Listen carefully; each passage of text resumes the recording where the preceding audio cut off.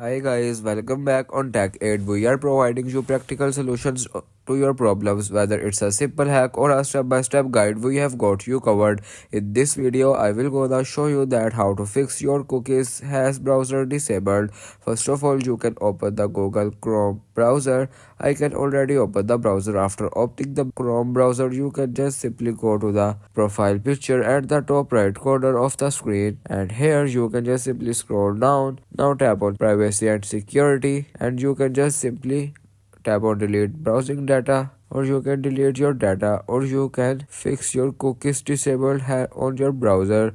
Or the second way is you can just simply uninstall the Chrome app and re-download it the app. After this, the issue is 100% solved. If you want to keep your online activity private and access to restricted contents like I do, try using a VPN. It's secure, easy to use, and makes the browsing safer. The link to buy is in the description below. If this tutorial helped, don't forget to like the video and subscribe for more practical solutions. Got questions or need extra help, drop a comment below and we will be happy to assist. See you in the next one. Thanks for watching.